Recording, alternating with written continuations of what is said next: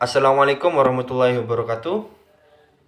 Nama saya Muhammad Ilham Muzadi, nomor induk mahasiswa 2018 096 01 16 15. Mahasiswa Fakultas Tarbiyah Prodi PAI semester 6 di Institut Agama Islam Al-Qadiri.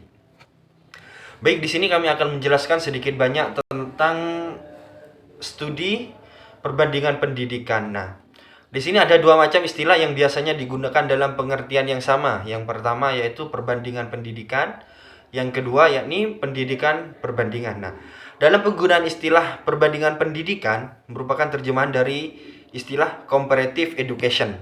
Nah, yang dalam bahasa Inggris sebagaimana istilah comparative religion diterjemahkan ke dalam bahasa Indonesia dengan perbandingan agama.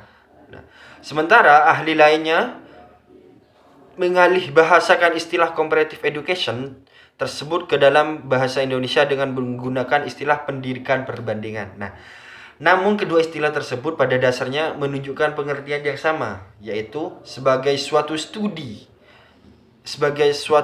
komparatif atau studi perbandingan. Nah, tentang pendidikan itu sendiri. Atau suatu studi tentang pendidikan dengan menggunakan pendekatan dan metode perbandingan yang berasal dari istilah lengkap comparative study of education. Nah, adapun studi komparatif atau studi perbandingan ini yang dalam bahasa Inggrisnya comparative study merupakan pengertian dasar adalah berarti menganalisa dua hal atau lebih untuk mencari kesamaan-kesamaan dan perbedaan-perbedaannya. Nah, dengan demikian studi komparatif itu sendiri tentang pendidikan atau pendidikan perbandingan mengandung pengertian sebagai usaha menganalisa dan mempelajari secara mendalam dua hal atau aspek atau lebih dari sistem pelaksanaan pendidikan itu sendiri. Nah, untuk mencari dan menemukan kesamaan-kesamaan dan perbedaan-perbedaan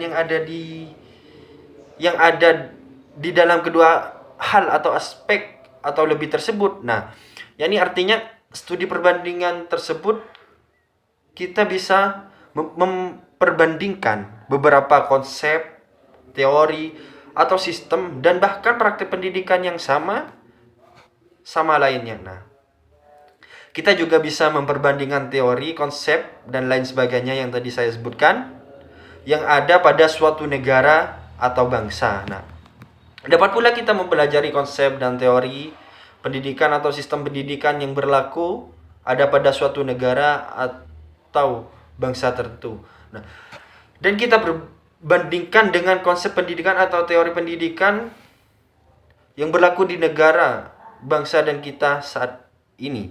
Dalam studi perbandingan tentang pendidikan, terutama yang tertuju pada studi perbandingan ini, antara dua sistem pendidikan tujuannya di masing-masing untuk mencari dan menemukan kesamaan-kesamaan dan perbedaan antara keduanya. Jadi juga dikandung maksud lebih jauh, yaitu yang pertama yakni untuk menganalisa sumber-sumber atau faktor yang menyebabkan kekuatan atau kelebihan dan kelemahan masing-masing. Yang kedua yakni untuk menimbulkan sikap saling pengertian dan terbuka satu sama lain. Yang ketiga, yang pada akhirnya akan terjalin kerjasama antara satu si A dan si B untuk mengembangkan sistem pendidikan masing-masing. Nah, dan saling membantu dalam memecahkan permasalahan pendidikan yang dihadapi di negara masing-masing. Nah, dari segi ajaran Islam, bahwa ajaran Islam ternyata sangat mendorong umatnya untuk mengadakan studi perbandingan itu, yaitu agar umat Islam belajar dan mempelajari dan mengambil pelajaran dari peri keadaan dan peri kehidupan bangsa-bangsa yang ada dan berkembang di dunia ini, baik masa lalu maupun masa sekarang. Lihat misalnya surat Al-Mu'min. Nah, ayat 82 yang menganjurkan untuk mempelajari peri keadaan dan peri kehidupan masyarakat atau bangsa di masa lalu. Nah, secara historis bertumbuh kembangnya rasa nasionalis yang berlebihan yang menyebabkan terjadi konflik antara bangsa, bahkan telah menyebabkan timbulnya perang dunia, juga merupakan faktor yang mendorong timbulnya studi perbandingan antara bangsa. Adapun rumusan-rumusan yang dirumuskan oleh tokoh-tokoh studi perbandingan pendidikan, adapun definis tersebut adalah yang pertama Isaac Leon Kendall 1881 sampai 1965 yang dalam bukunya Comparative Education yakni memberikan definisi sebagai berikut.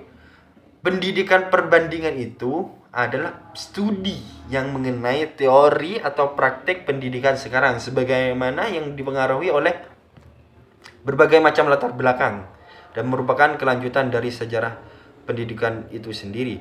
Yang kedua, yakni Carter Good memberikan definisi pendidikan perbandingan sebagai berikut adalah lapangan studi yang mempunyai tugas untuk mengadakan perbandingan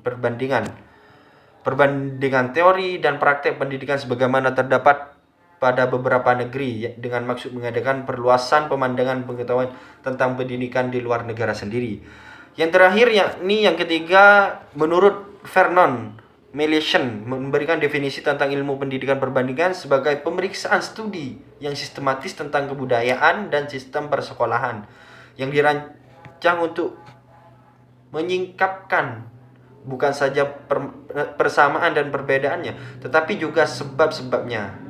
Nah, hal ini didasari dari buku perbandingan pendidikan karya Dr. Andes Tajab MA. Baik, mungkin cuma ini, kurang lebihnya mohon maaf. Wassalamualaikum warahmatullahi wabarakatuh.